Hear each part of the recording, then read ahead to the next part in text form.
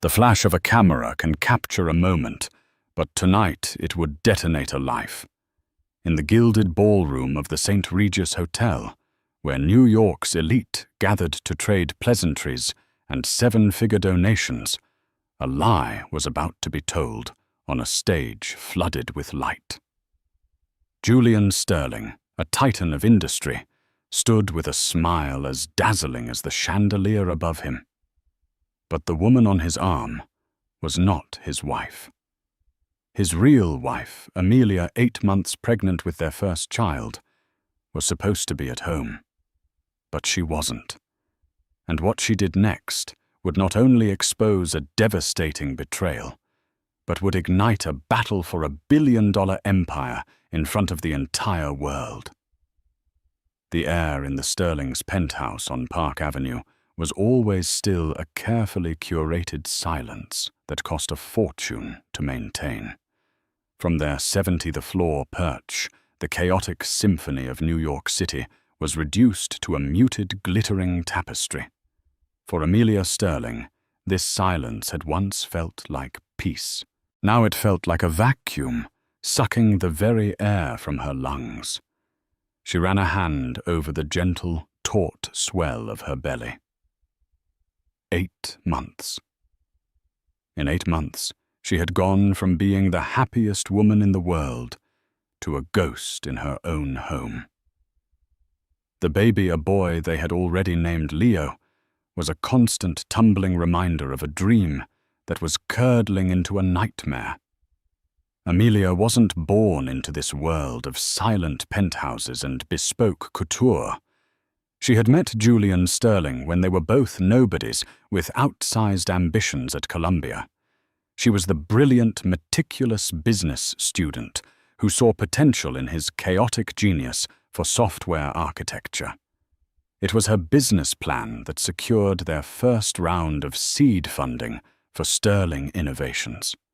Her strategies that navigated them through 2 recessions. She wasn't just the woman behind the man. She was the architect of the platform he stood upon. For 12 years, they were an unbreakable team. He was the face, the charismatic visionary. She was the strategist, the steady hand, the one who transformed his wild ideas into profitable realities. They built an empire worth billions, and she had never once doubted their foundation. The cracks began as hairline fractures almost invisible. It started 6 months ago.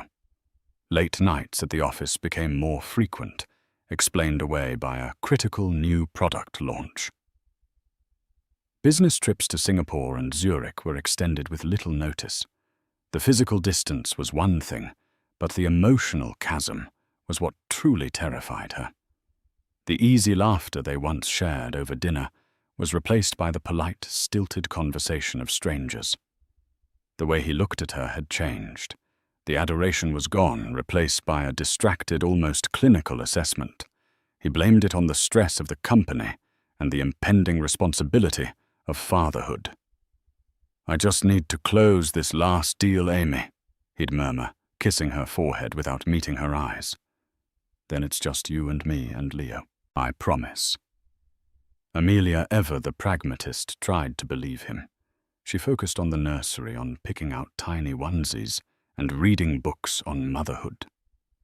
She told herself this was a phase, a temporary storm before the calm of their new life as a family. But a woman knows. She knows in the shift of a tone, the scent of a strange perfume on a suit jacket that came back from the dry cleaners too quickly, the phone that was suddenly always angled away from her. The name she overheard in a hushed, angry phone call Julian took in his study was Isabella. It was spoken with a frustrated intimacy that twisted a knife in Amelia's gut. Tonight was the Sterling Foundation's annual charity gala, the pinnacle of their philanthropic efforts, and the jewel in their social crown. For years, Amelia had been the heart of the foundation, personally overseeing its projects, supporting underprivileged students in STEM. It was her passion. This year, however, Julian had been insistent she not attend. "You're 8 months pregnant, darling," he had said 2 nights ago. His voice slick with a manufactured concern that made her skin crawl. "You need to rest. The stress, the crowds. It's too much. I'll handle everything. I'll make a speech and tell everyone you send your love." She had looked at him, then truly looked at him, and saw the lie swimming in the depths of his cool blue eyes. He didn't want her there. It wasn't about her health. It was about her presence. "But Julian, it's my project," she protested weakly. "The scholarship recipients will be there. I wanted to meet them."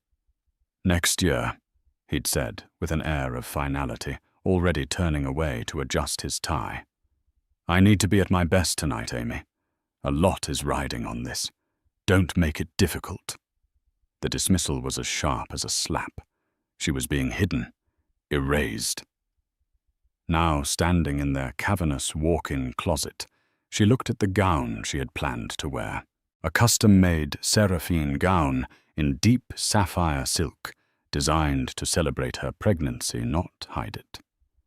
On the other side of the closet hung Julian's tuxedo, perfectly pressed and ready. He had left an hour ago, his last words a perfunctory, "Get some rest, I'll be late." A cold, hard certainty began to crystallize in her heart, displacing the fog of doubt and fear. She was not a fool to be managed or a patient to be placated. She was Amelia Sterling, the co-architect of an empire, and she would not be erased from her own life. She picked up her phone, her fingers moving with a newfound resolve. The first call was to her driver, Miguel, a man who had been with her for a decade and whose loyalty was unquestionable. "Miguel," she said, her voice steady and clear. "Please have the car ready in 20 minutes. I've decided to attend the gala after all." The second call was to a number she hadn't dialed in years, but one she had kept for a reason she never wanted to admit to herself. It was to Clara Hayes, a notoriously sharp litigator who had been 2 years ahead of her at Columbia Law, long before Amelia had dropped out to build the company with Julian. Clara was known as the Velvet Hammer, soft-spoken, elegant, and absolutely lethal in a negotiation or a courtroom. "Clara," Amelia said when the lawyer answered. "It's Amelia Sterling. I need you. I think my husband is about to do something catastrophic, and I need you to be ready." Clara's voice was calm, devoid of surprise.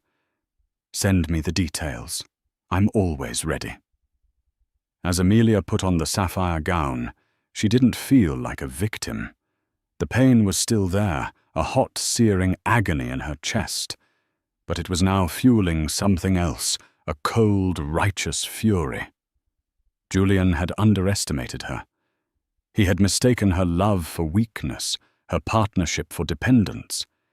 He had forgotten who she was. Tonight, at his grandest celebration on his biggest stage, she would remind him. The drive to the St. Regis was a surreal journey through a city that sparkled with indifference. Each streetlight that washed over Amelia's face in the back of the Maybach felt like a slow-motion strobe light, illuminating the fractures in her perfect life. Miguel, sensing the gravity of the evening, drove in absolute silence, his eyes meeting hers only once in the rear-view mirror, with a look of quiet, unwavering support. Amelia clutched her small evening bag, her knuckles white. Inside was her phone, a copy of her marriage certificate, and a single folded document that she prayed she would not have to use, but which Clara had insisted she bring. It was a copy of the original Sterling Innovations partnership agreement, the one they'd signed on a cheap diner table 12 years ago, the one that predated the layers of corporate structuring and prenuptial agreements Julian's lawyers had since built around them. She had instructed Miguel to use the service entrance to avoid the spectacle of the red carpet. She didn't want to be seen. Not yet. The element of surprise was her only weapon in a war she was just beginning to understand she was fighting. A sympathetic hotel manager, a woman Amelia had worked with on numerous foundation events, ushered her through the labyrinthine corridors of the hotel's back of house. The distant sound of the orchestra grew louder, with every step the muffled bass thumping like a second anxious heartbeat against her own. "Are you all right, Mrs. Sterling?" the manager asked, her brow furrowed with concern. "We weren't expecting you." "I'm fine, Maria. Thank you," Amelia replied, forcing a serene smile. "I just wanted to make a quiet entrance." Maria led her to a small alcove just off the main ballroom, shielded by a large floral arrangement. From here, Amelia had a clear, unobstructed view of the stage and the sea of tables filled with the city's most powerful figures. The room was breathtaking, a kaleidoscope of glittering gowns, flashing diamonds, and the self-satisfied smiles of the 1%. And there at the center of it all was Julian. He was working the room, moving from table to table, with the effortless charm that had always been his greatest asset. He looked magnificent in his Tom Ford tuxedo, a king in his court. But he wasn't alone. Clinging to his arm was a woman Amelia had never seen in person, but whose face she had glimpsed in blurry, long-lens photos sent by a private investigator she'd hired 2 weeks ago. Isabella Vance. She was stunning in a way that was both intimidating and impossibly generic. Long raven hair, impossibly high cheekbones, and a red dress that seemed poured onto her statuesque frame.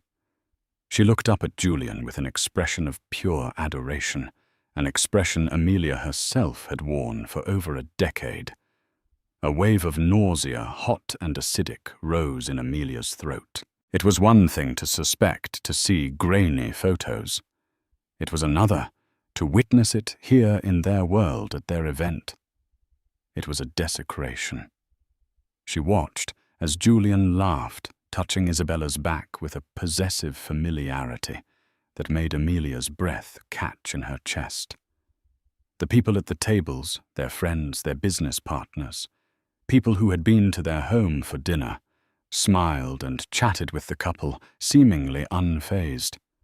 A chilling realization dawned on Amelia. This wasn't new to them. The rumors must have been circulating for months. She was the last to know. The clueless, pregnant wife kept safely at home while her husband paraded his replacement.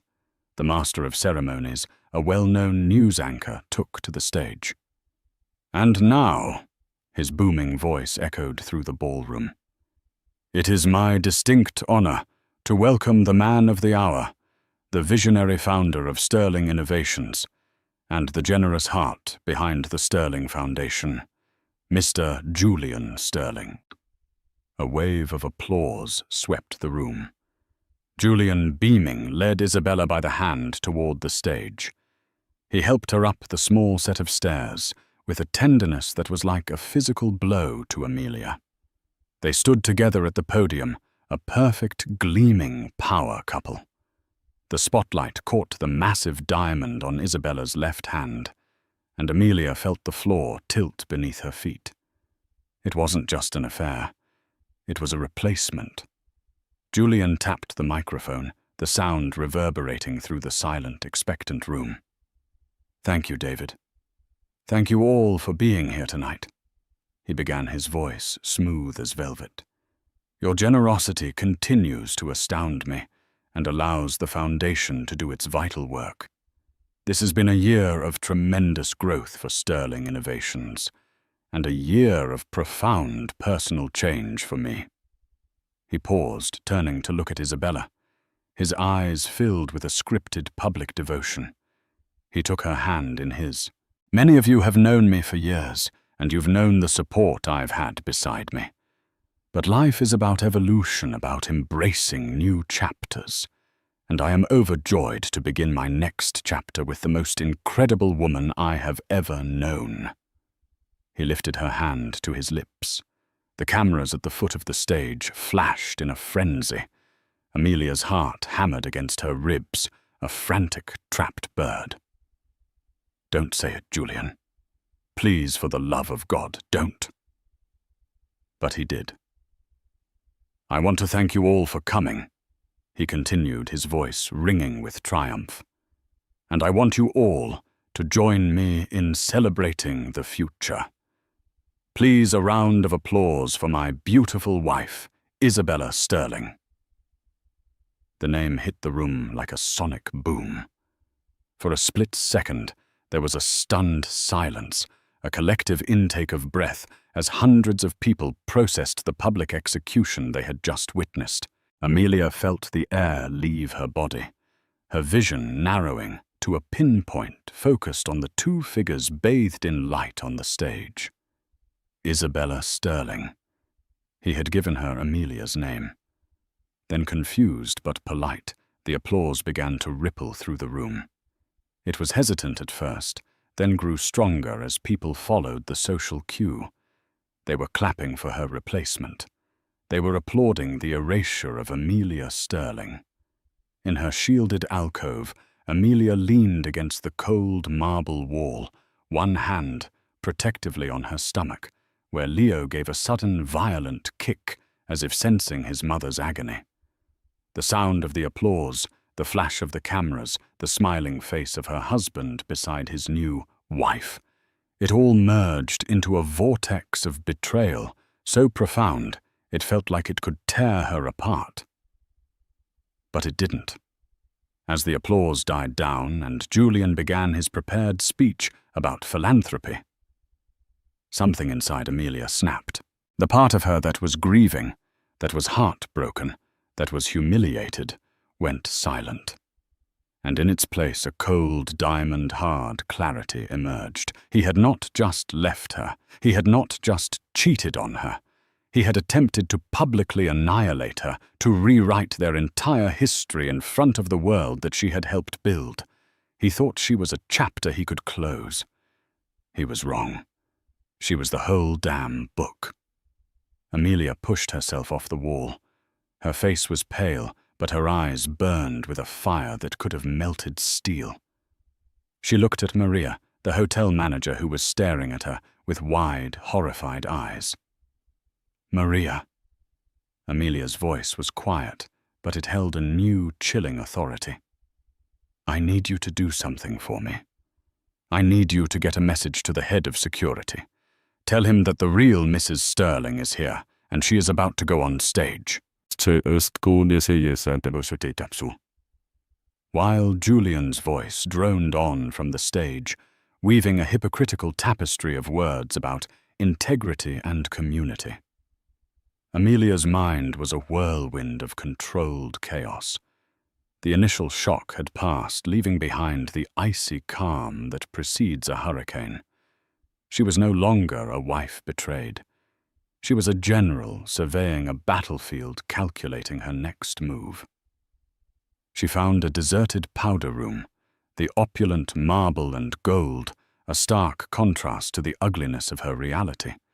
Staring at her reflection, she saw the faint smudges of tears under her eyes, but also a glint of steel that hadn't been there an hour ago.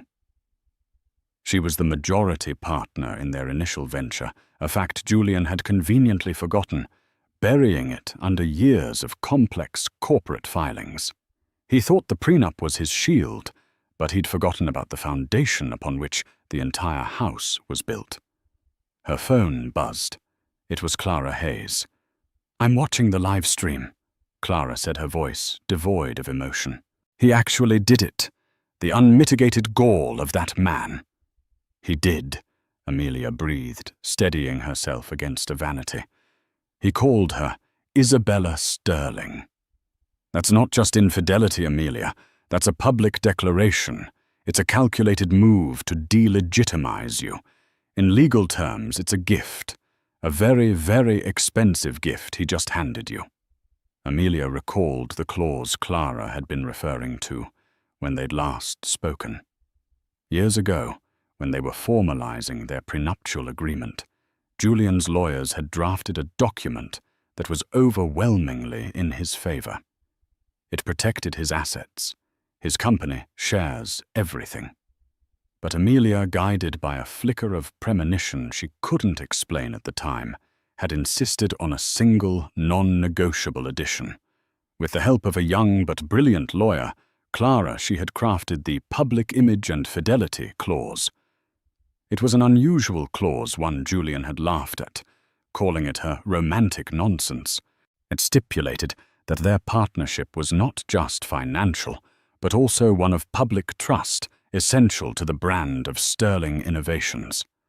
It stated that in the event of a public act of infidelity, so egregious that it brought the company and the family name into disrepute, causing demonstrable harm to the brand's image of stability and integrity, a penalty would be enacted. The penalty was draconian. It would trigger an immediate and irrevocable transfer of 30% of Julian's voting shares in sterling innovations to Amelia. Combined with the 25% she already owned outright from her foundational role, this would give her a controlling 55% majority. It would make her the master of their universe. At the time, Julian had signed it without a second thought, smugly secure in his ability to be discreet. "Don't worry, Amy," he had chuckled. "I'm not an idiot." "He is an idiot, Clara," Amelia whispered into the phone, a grim smile touching her lips for the first time that night. "He's an arrogant, spectacular idiot." "Arrogance is the best weapon a litigator can hope for in an opponent," Clara replied. "Now listen to me carefully. The clause is ironclad, but he will fight it. He will try to bury us in litigation for years. The key is to act now, while the narrative is white hot. You have a captive audience of the most influential people in the city, and the press is right there. You cannot let him leave that stage and start spinning his version of the story." "What do I do?" Amelia asked, her heart beginning to pound again, this time with adrenaline, not fear. "You don't hide. You don't release a statement tomorrow. You walk out on that stage right now. You take the microphone and you claim what is yours. You be calm. You be factual. You be the CEO, not the scorned wife. Remind them who you are. Remind him who you are." "Can you do that?" Amelia took a deep breath, the air filling her with a cold fire. She thought of her son Leo sleeping soundly in her womb, his future hanging in the balance. She thought of the 12 years of her life she had poured into building their dream, a dream Julian was now trying to steal. "Yes," she said, her voice resonating with newfound power. "I can do that." "Good. I'm already on my way to the hotel. I've also taken the liberty of contacting Arthur Finch and 2 other board members who are in attendance tonight. I sent them a copy of the clause. They know what's at stake. You won't be entirely alone." Arthur Finch. He was the company's first major investor, a mentor to them both in the early days, and the closest thing the board had to a conscience. He was old school, a man for whom loyalty and honor were paramount. If Arthur was on her side, the battle was half won. "Thank you, Clara," Amelia said, emotion finally cracking her voice. "Thank you. Don't thank me yet. Go and win the war." Amelia hung up.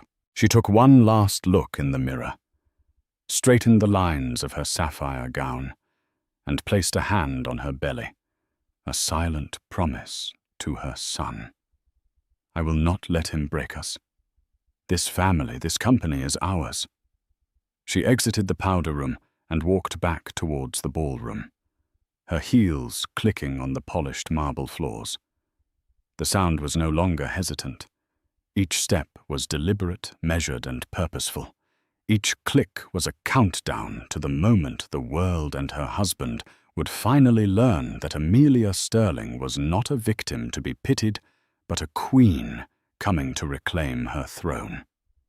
The storm was no longer gathering. It was about to break. On stage, Julian Sterling was at the apex of his power. The warmth of the spotlight felt like a benediction.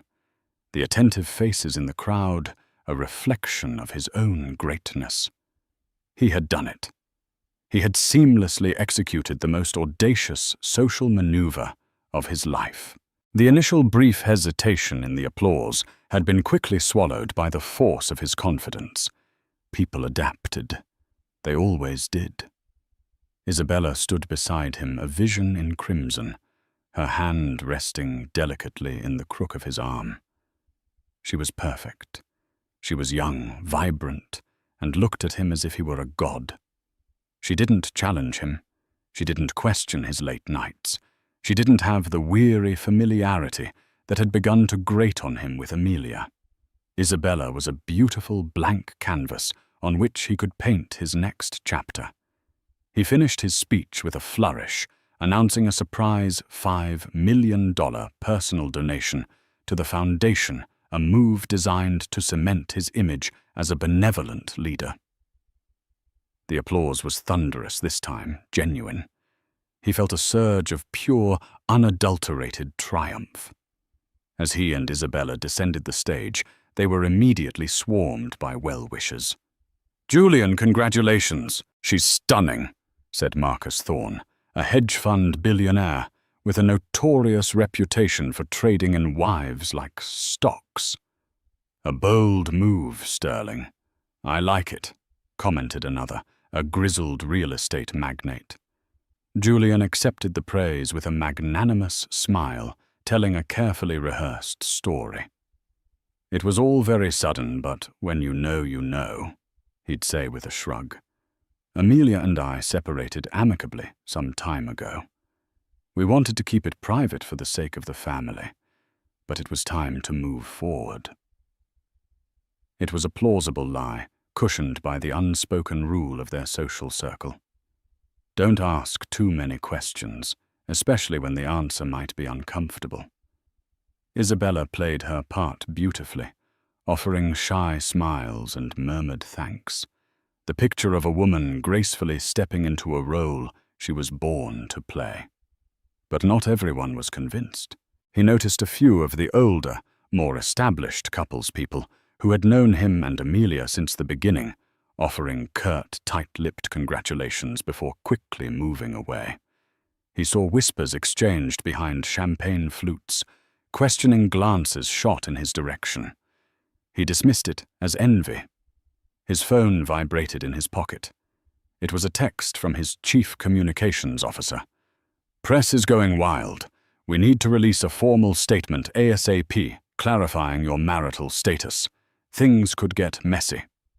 Julian texted back. "Draft something about an amicable divorce. I'll approve it in the morning. Control the narrative." He felt invincible, the master of his own story. The messiness was a small price to pay for the freedom he had just bought himself. Amelia would be hurt, of course, but she was a pragmatist. She would see the futility of a fight. Their prenup was a fortress. She'd get a generous settlement, the penthouse enough, to live a quiet, comfortable life out of the spotlight. It was a clean, surgical cut. Then he saw Arthur Finch making his way through the crowd toward him. Arthur, a man in his late 70s with a ramrod posture and eyes that had seen the rise and fall of countless Wall Street titans, was the one person whose opinion Julian genuinely valued. "Arthur, so glad you could make it," Julian said, extending a hand. Arthur ignored the hand. His face was a thundercloud of disapproval. He looked from Julian to Isabella, his gaze lingering on her with undisguised contempt, before settling back on Julian. "What have you done, son?" Arthur's voice was low, a gravelly rumble of disappointment. Julian's smile tightened. "Arthur, it's a long story. Amelia and I—" "Save it." Arthur cut him off. "I had dinner with you and Amelia at your home 3 weeks ago. You kissed your pregnant wife goodbye and told her you loved her. Amicable separation is a lie that insults my intelligence and her honor. Julian felt a flicker of annoyance. This is a private matter. You made it a public matter the moment you put that woman on your stage and gave her your wife's name, Arthur retorted, his voice dangerously quiet. You built Sterling Innovations on a reputation of stability, of long-term vision of trust, and you just lit a match to it for a cheap thrill. This isn't just a private matter, Julian. It's a corporate governance issue. You've introduced a massive liability into the company, and you did it with a microphone and a spotlight. Before Julian could formulate a response, Arthur's phone buzzed. He glanced at the screen, his eyes widening slightly. It was an email from Clara Hayes. He read it quickly, his expression shifting from anger to stunned disbelief. He looked up at Julian, a new chilling light in his eyes. "You fool," Arthur whispered the words, carrying more weight than any shout. "You catastrophic fool! You have no idea what you've just unleashed!" Arthur turned on his heel and walked away, leaving Julian standing there, a seed of doubt finally penetrating his armor of arrogance. What did Arthur mean? What could Amelia possibly do? The prenup was airtight. He held all the cards. At that moment, a subtle shift occurred in the atmosphere of the ballroom. The buzz of conversation began to die down, replaced by a wave of murmurs. Heads started to turn not towards him, but towards the grand entrance. A path was clearing in the crowd, people stepping back as if for royalty. Julian followed their gaze, and his blood ran cold. There, walking slowly and deliberately through the parted sea of New York's elite, was Amelia. She was radiant, a vision in sapphire. Her pregnancy, not a weakness to be hidden, but a proud declaration. Her face was serene, her eyes fixed on the stage. She wasn't weeping. She wasn't hysterical. She looked like a queen who had come to address a rebellion in her court. Julian's triumph evaporated, replaced by a sudden sickening dread. This was not the quiet, pragmatic Amelia who would accept a settlement. This was the Amelia he hadn't seen in years. This was the brilliant, ruthless strategist who had once stared down venture capitalists and hostile board members and made them bend to her will. Isabella sensed the change immediately. "Julian." "Who is that?" she whispered, her grip on his arm tightening. "What's happening?" Julian couldn't answer. He could only watch as his wife, the one he had so carelessly discarded, walked towards the stage, towards the microphone, and towards the complete and utter destruction of the world he had just built. The king on his cardboard throne was about to face the woman who owned the castle. Amelia moved through the ballroom with a grace that defied the weight of her body and the gravity of her purpose. The whispers followed her like the train of a gown, a ripple of shock and speculation. "Is that? I thought she was ill. My God, she's pregnant." She ignored them all. Her focus was a laser beam locked on the stage at the front of the room. It was her stage. She had overseen the design, chosen the flowers, approved the lighting. Tonight it had been used as a platform for her public humiliation. Now it would be her pedestal for reclamation. As she approached the front, she could see Julian's face pale under the warm stage lights. The smug confidence had vanished, replaced by a mask of disbelief and burgeoning panic. The woman beside him, Isabella, looked utterly lost, her beauty dissolving into confusion as the attention of 1,000 powerful people shifted from her to the approaching pregnant woman. 2 security guards, large men in black suits, moved to intercept her at the bottom of the stairs to the stage. They had clearly been given instructions. "Ma'am, I'm sorry you can't go up there," the first guard said, holding out a placating hand. Amelia didn't break her stride. She looked him directly in the eye, her voice calm and imbued with an authority that was absolute. "My name is Amelia Sterling.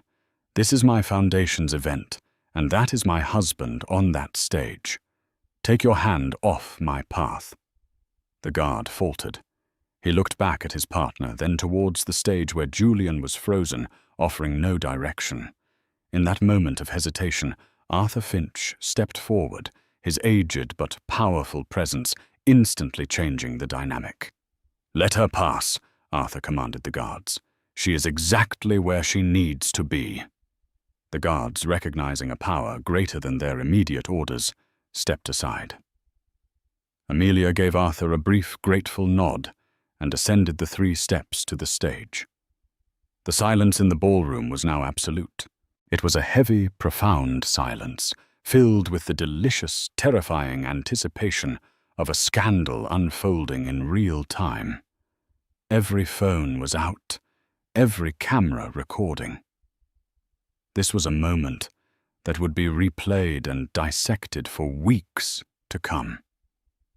Amelia walked directly to the podium, where Julian and Isabella stood like statues. She didn't look at Isabella. She refused to give the woman the dignity of her acknowledgement. Instead, her eyes locked with Julian's. In their depths, she saw it all, the shock, the fear, and finally the dawning, horrifying realization that he had made a fatal miscalculation. "Amelia," he stammered, his voice a hoarse whisper that the microphone picked up and amplified throughout the silent room. "What are you doing here? You should be at home." "I was," Amelia replied, her voice steady and clear, a stark contrast to his. "But I felt I was missing something important." She turned her attention from him to the microphone. She adjusted it slightly, a simple, deliberate gesture of someone taking control. She placed one hand on the podium and the other on her swollen belly, a powerful maternal image of both creation and destruction. She looked out at the audience, at the sea of stunned, curious faces. She saw the news anchor who had introduced Julian, his mouth agape. She saw the board members Clara had contacted, their expressions grim and resolute. She saw it all, and she felt no fear. "Good evening," she began, her voice ringing through the cavernous space, not with the hysteria of a wronged wife, but with the cool, measured tone of a CEO addressing her shareholders. "Many of you seem to be under some confusion, so I felt it was my duty to come here tonight and provide some clarity." She paused, letting the weight of her words settle. "My husband, Julian Sterling, was correct when he said this has been a year of profound change. He just neglected to share the full story." She turned her head slowly, her gaze falling upon Julian like a physical weight. "A few moments ago, my husband introduced you to Miss Isabella Vance. She made a point of using the correct name, a subtle but devastating correction, as his wife. This must have been quite a surprise to many of you, as it was to me, considering I am Amelia Sterling, his actual and legal wife, and the mother of his unborn son." A collective gasp went through the room.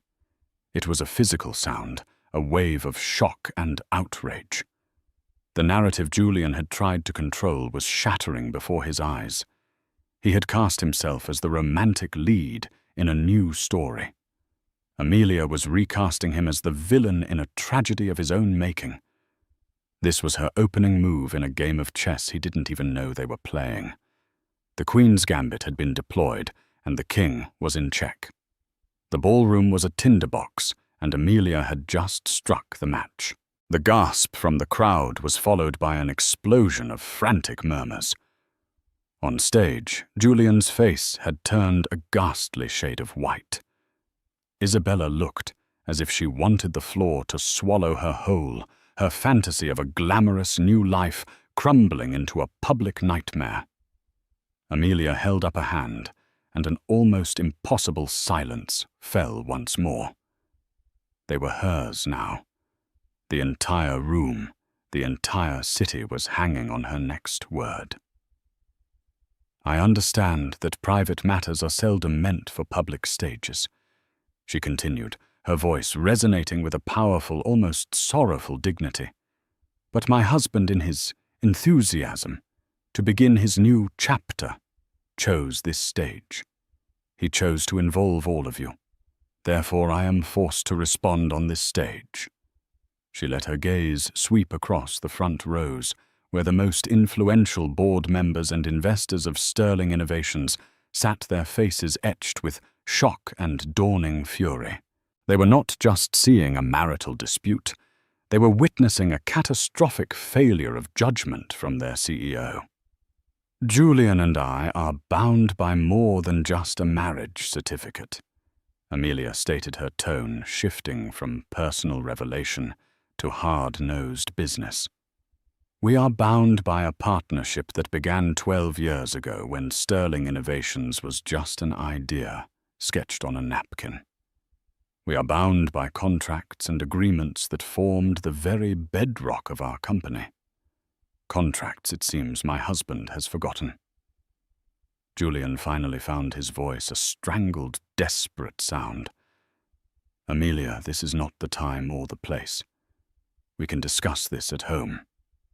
"There is no home for us to discuss this in any more, Julian," she replied, her voice cutting through the air like glass, not turning to look at him. "You made that clear, and this is precisely the time and the place, because this is no longer just about your infidelity. It is about your profound unsuitability to lead the company we built together." She turned slightly, addressing the board members directly. "Gentlemen, many of you will be aware of the prenuptial agreement Julian and I signed, but you may be less aware of a specific provision I insisted upon, Clause 7b, the Public Image and Fidelity Clause." A low murmur went through the section where the board members sat. Arthur Finch nodded grimly. Clara Hayes, who had just slipped into the back of the ballroom, allowed herself a small, triumphant smile. "The clause is quite specific," Amelia explained, her voice as sharp and precise as a surgeon's scalpel. "It states that should one partner engage in a public act of infidelity so flagrant as to cause demonstrable damage to the reputation and stability of the Sterling brand, a severe and immediate penalty is triggered. I would argue that introducing your mistress as your wife at your own foundation's gala in front of the world's media, while your 8 months pregnant wife is at home, qualifies as flagrant." Laughter, sharp and humorless, rippled through parts of the crowd. The tide of public opinion, a force Julian had always masterfully manipulated, was turning against him with the ferocity of a tsunami. "And the penalty," Amelia continued, her voice dropping for dramatic effect, "is the immediate, non-negotiable transfer of 30% of Julian's voting shares in Sterling Innovations to my name." The silence that followed was different. It was the sound of a billion-dollar bombshell detonating. Jaws dropped. Financial reporters in the audience were already typing furiously into their phones. Julian stared at her, his face a mask of pure, unadulterated horror. He looked like a man who had just been shot and was only now realizing the blood pouring from his chest was his own. He had forgotten. In his colossal arrogance, he had completely forgotten about the romantic nonsense clause he had signed years ago. Amelia let the impact of her words sink in before delivering the final devastating blow. "Combined with my existing 25% stake as a founding partner," she announced, her voice ringing with the authority of her newfound power. "As of this moment, I am the majority shareholder of Sterling Innovations with a controlling interest of 55%. It was done. It was a coup executed with breathtaking precision in the heart of the enemy's camp.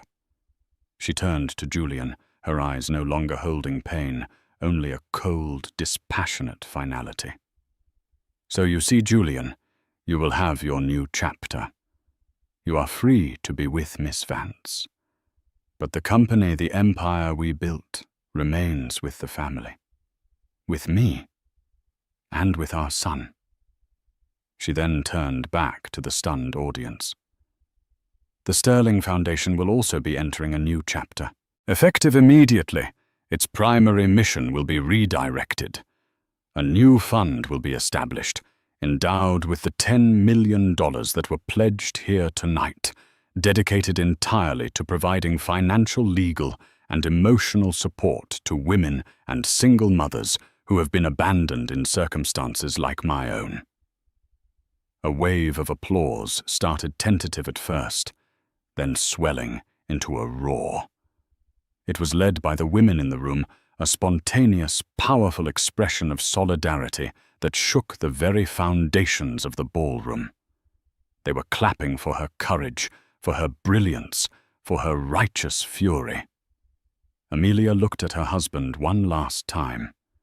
He was a broken man, stripped of his power, his reputation, and his empire in the space of 5 minutes.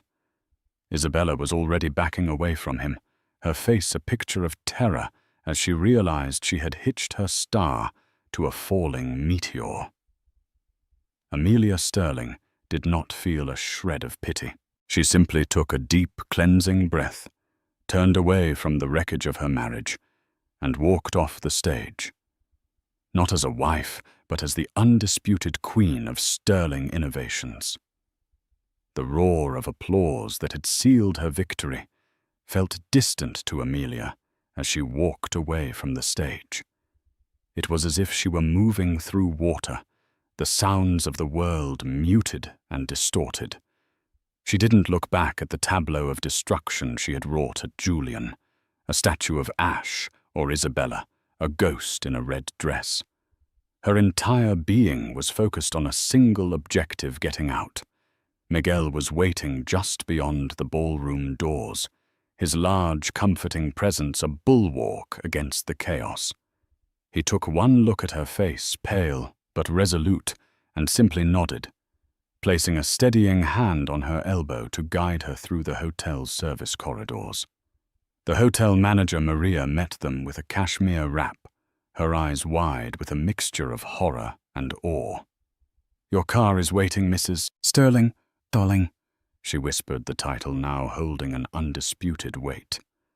As they stepped into the cool night air, the adrenaline that had fueled Amelia's defiant stand began to recede, leaving a hollow, trembling exhaustion in its wake. The reality of what she had done, what she had lost, crashed down on her.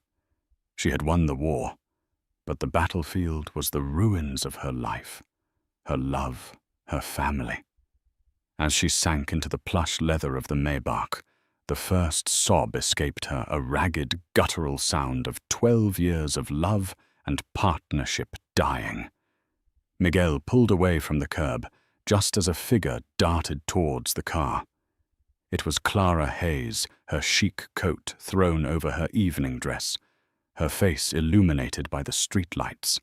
She tapped on the window, and Amelia buzzed it down. "Don't go home," Clara said, her voice urgent but calm. "His lawyers will try to serve you. His sycophants will try to call you. The press will be camped outside the building by morning.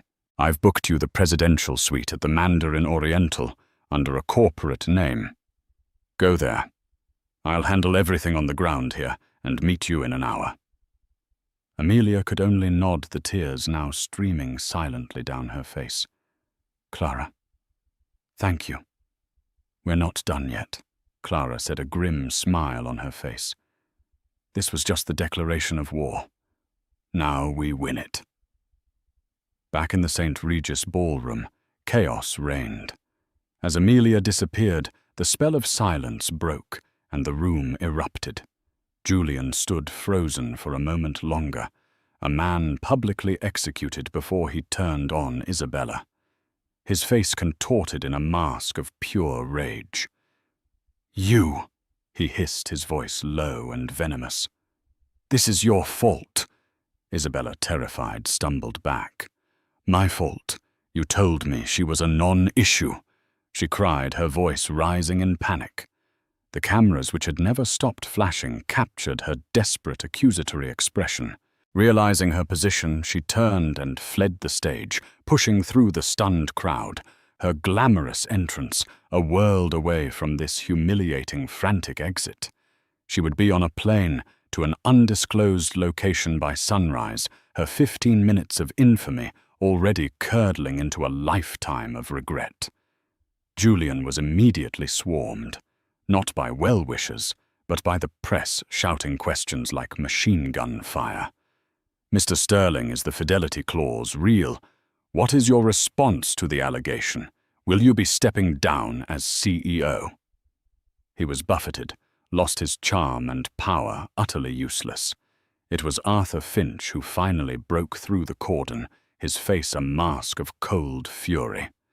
"That's enough," he boomed, his voice carrying the authority of old money and unimpeachable integrity. He grabbed Julian's arm. "You will come with me now. You will not speak another word to anyone." He dragged a dazed and broken Julian from the ballroom, not as a friend, but as a board member containing a toxic asset. The dawn broke over a city obsessed. The story was on every news channel, every website, every blog. The New York Post ran a full-page photo of Amelia on stage with the headline, "The CEO Mama." The Wall Street Journal took a more measured but no less devastating approach. "Sterling Innovations in crisis as founder's personal life implodes. Board scrambles to address shareholder concerns." On social media, #Sterling. Staging and #Amelia's Gambit were trending globally. Memes were already circulating, Julian's horrified face captioned with "Finds out his prenup has a clause 7B." The public verdict was instantaneous and universal. Amelia was a hero, a corporate queen, a wronged woman who had claimed her power with breathtaking style. Julian was a villain, a fool, a textbook example of arrogant self-destruction. In the serene quiet of the hotel suite, Amelia, Clara, and Arthur Finch planned their next moves. Clara had been on the phone all night, leveraging the board's panic. "The emergency vote is scheduled for 6 a.m., Clara reported, sipping a much-needed coffee. "Arthur has already secured the proxies. They're terrified of a market collapse. They'll vote you in as interim CEO, Amelia. It's the only move that signals stability." "And Julian?" Amelia asked, her voice quiet. She was dressed in a hotel robe, her magnificent gown now lying in a sapphire heap on a chair. "He's been sequestered with his legal team," Arthur answered, his tone grim. "They're talking about challenging the clause, claiming duress, emotional distress, anything they can think of. It will be a nasty public fight." "Let them," Clara said with a sharp smile. "Discovery will be a nightmare for him. We'll subpoena every text message, every credit card statement, every hotel receipt. The more he fights, the dirtier he looks, and the more the company's value will be tied to you, Amelia, as the only viable leader." The board meeting was a formality. The vote was unanimous. At 10 a.m., Clara Hayes, flanked by Arthur, held a press conference. She didn't just confirm the story, she framed it. She spoke of Amelia's foundational role in the company, her strategic brilliance, and her unwavering dedication. She announced Amelia's appointment as CEO and laid out a clear, confident vision for the future. When the stock market opened, Sterling Innovations stock did dip for exactly 7 minutes. Then, following the press conference, it reversed course. Wall Street, it turned out, despised unpredictable narcissists far more than it disliked messy divorces. A CEO who could be so reckless in his personal life was a liability. A new leader, who had just executed a flawless corporate takeover, on the other hand, was a symbol of strength and cunning. By noon, the stock was trading higher than it had been at the close of the previous day. The weeks that followed were a blur of legal maneuvering and corporate restructuring for Amelia. Julian's legal challenges were loud, expensive, and ultimately futile. Each motion his lawyers filed was expertly countered by Clara. With every passing day, his power waned. His allies on the board deserted him, his social circle ostracized him, and his reputation was reduced to a cautionary tale whispered at cocktail parties. Amelia, in contrast, rose. She moved back into the Park Avenue penthouse, but it was a different place. Julian's belongings were professionally packed and sent to storage. His dark, heavy furniture was replaced. She filled the silent spaces not with ghosts, but with a new team, her own executive staff, who often met with her in the large living room. She was rarely alone, yet in the quiet of the night, when the work was done and the city glittered below, she would sit in the nursery. She had designed a soft hand on her belly and allow herself to grieve. She grieved for the young man she had fallen in love with, the brilliant, chaotic partner with whom she had dreamed of conquering the world. She grieved for the family that Leo would never know. The victory was real, the power was hers, but it had come at the cost of the life she had thought was her own. 2 months after the gala, she walked into the CEO's office for the first time as its undisputed occupant. It had been gutted and redesigned to her specifications. The imposing mahogany desk Julian had favored was replaced by a sleek, collaborative table. The wall that once held framed photos of him, shaking hands with world leaders, now featured the company's original charter, the document she had co-written, and a stunning large-scale abstract painting by a female artist. It was an office that looked forward, not back. Arthur Finch knocked on the open door frame. "First quarterly earnings call as the boss," he said, beaming. "Nervous." Amelia turned from the window, a serene smile on her face. "I've been preparing for this for 12 years, Arthur. I'm not nervous. I'm ready." As she walked towards the boardroom, she felt Leo give a strong, decisive kick. It was a jolt of life, a reminder of the real foundation she was building. She had lost a husband, but she had solidified an empire and discovered a strength she never knew she possessed. The world had tried to write her out of her own story, casting her as the tragic, discarded wife. But she had picked up the pen and written a new ending for herself, not one of revenge, but of renaissance. She was Amelia Sterling, CEO, mother architect of her own destiny, and she was just getting some started. Amelia Sterling's story isn't just about a marriage ending. It's about a woman's power being born. She turned a moment of ultimate betrayal into a masterclass in strategy and strength. She didn't just get even. She got everything, and in doing so, created a legacy of empowerment for herself and countless others through her remade foundation. Her story is a powerful reminder that the person you underestimate is often the one holding all the cards. What would you have done in Amelia's position? Could you have shown such incredible composure and strength on the world's biggest stage? Let us know your thoughts in the comments below. We read every single one. If this story of justice and resilience moved you, please hit that like button.